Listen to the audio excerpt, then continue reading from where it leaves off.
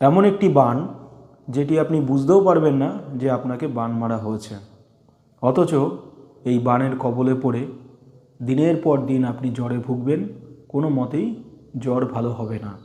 তেমনই একটি রুগী আমার কাছে এসেছিলেন।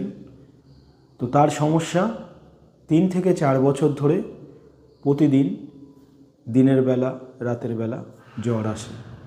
এই জ্বর কোনো মতেই তার ভালো হচ্ছে না এবং সে রাতে ভয়ঙ্কর ভয় পায়, আত্মহত্যা করতে ইচ্ছা করে এবং শরীরের মধ্যে বিভিন্ন আঁচড়ের দাগ। তো সেক্ষেত্রে এই বিষয়টা আপনাদেরকে বলেছি যে জিন ভূত প্রেতের ব্যাপার থাকলে শরীরে আঁচড়ের দাগ, ভয় পাওয়া এগুলো হয়। তবে এর শরীরে যে জ্বর দীর্ঘদিন ধরে হচ্ছে, এদের পাশে একজনের সাথে ঝগড়া হয়েছে, ঝগড়া হওয়ার পরে কয়েকদিন পর থেকে এই সমস্যাতে তারা ভুগছে। এই ভূত প্রেত সরালেও কিন্তু অনেক সময় এই জ্বরগুলো ভালো হয় না, কারণ এমন একটি বান আছে যে বানটির নাম জ্বর বান। সেই বান মারলে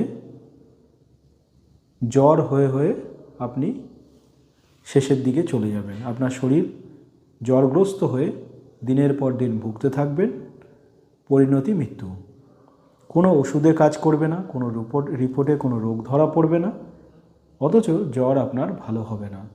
তো এই জ্বর ভালো হতে হলে প্রথমে বান কাটাতে হবে।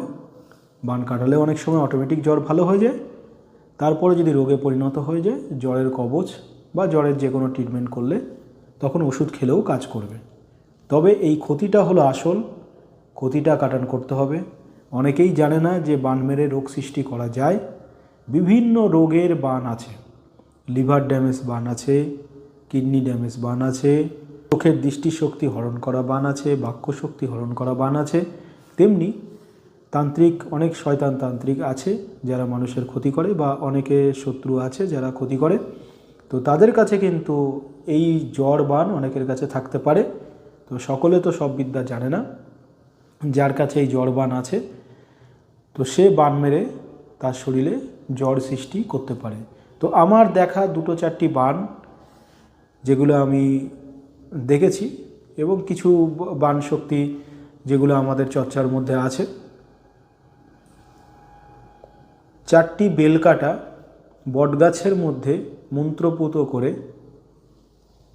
পুঁতে দিলে সেখানে জ্বরের সৃষ্টি করা যায়, এবং একটি তাবিজ তার নামে তৈরি করে শনি মঙ্গলবার বা অমাবস্যায় কলা গাছের মধ্যে ঢুকিয়ে দিলে তার জ্বর